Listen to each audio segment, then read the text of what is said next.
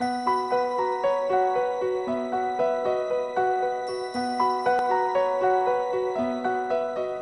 guess we could spend the whole talk and the whole workshop on the pros and cons of dating. I know he's looking at the time. it's it's a very difficult thing today because, like the things that were pointed out about dating and how much is involved. Our beloved Swami, of course, I guess you all know what Swami thinks about boys and girls mixing. And there is, as you said, a lot of peer pressure, and what is the motive? And no matter how many groups I talk to, the motive always comes out to be, I want to get to know this person. I want to live with this girl so I can get to know this person. And then I say, and you've lived with this person for a year? What happens? Oh, if I don't like her, I'll find somebody else. But what happened to the girl? Silence. What happened to the girl? In any relationship we have, whether it's girl to girl or guy to guy, or any friendship, when a relationship breaks up, there's one person that's ready for it to break up and the other one not. It's very seldom that it's a mutual consent. One wants to go, one does not. So the one that doesn't want this to break up, what happens? The hurt is very severe. It's irreparable, the rejection that you have. Now, we can't kid around. The basic reason for dating most of the time is sexual attraction, that, as you pointed out. And when you're with a girl for a while or a guy for a while, none of us are high enough or self-realized or even beyond the senses that you can control your senses. It's impossible. If you're human, it's impossible. So I remember my mom's day. She waited for my father for 6 years.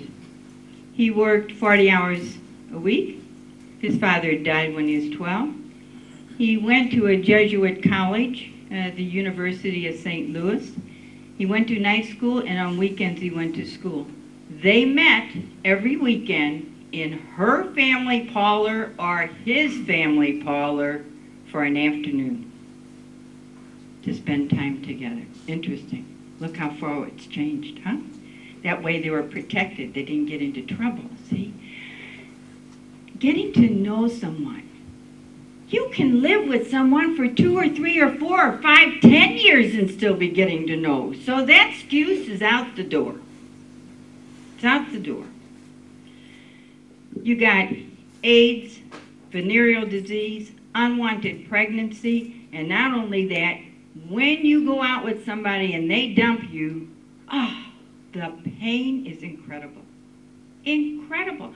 I've heard young people who've gotten divorced or who have lived together, you know what they say?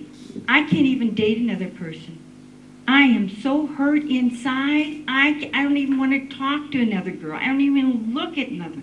If you really love somebody, and the physical body is the mental, the emotional, it is all of your values, your discrimination, everything that you value. When you give yourself to another person, sexually, it is totality.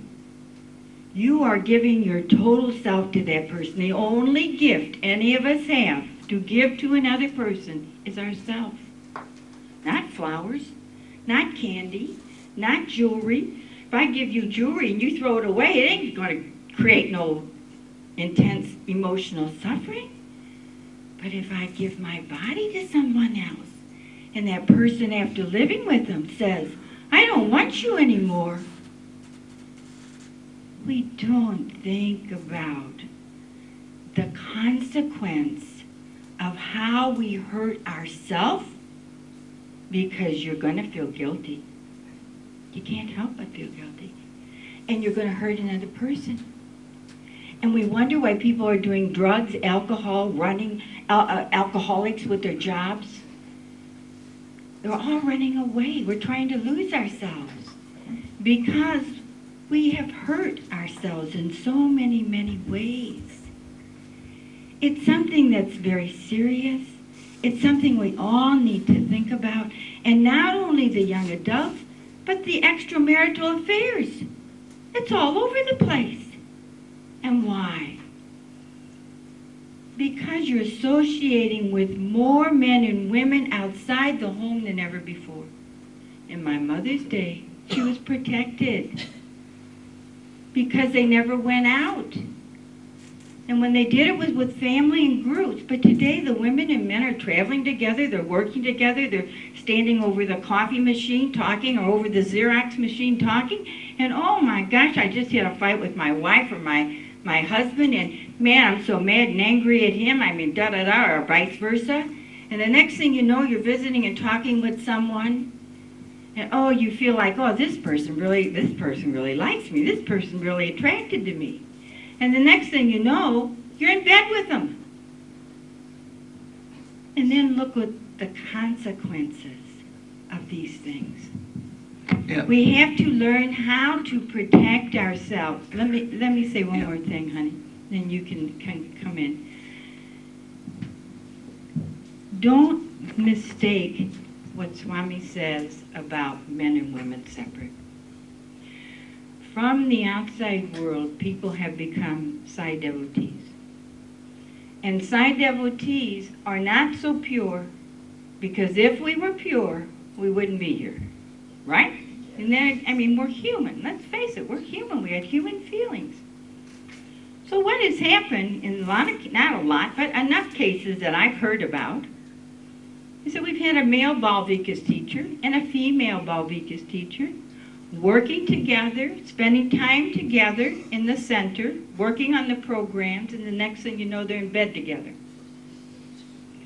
We've heard bhajan people, girls and guy bhajan people, ladies and men bhajan people, writing songs, writing bhajans, working together, practicing together. Two couples, married. And the two couples got divorced and married each other's spouse. You see, it's so dangerous. You think, you see the movies, you see everywhere you look, men, every advertisement you look at, you got girls all around you, hanging all over you. And it's been since the very beginning of commercialism. Men are allowed to have lots of ladies. Ladies are looking for one only person. And that's been our programming. Now today, women have switched over to the men's role. And instead of bringing the good character and the virtues of women, what we've done is adapted their negative behavior. Women in the workplaces are cussing. They're sleeping around. They're going to bars afterwards. I mean, it's very sad that we've lost the female identity. And I'm going to go there because I could talk a whole hour on women and the power and strength that we have. But I'm going to, just let me read Swami's quote. What does Swami say? You want to tell that wonderful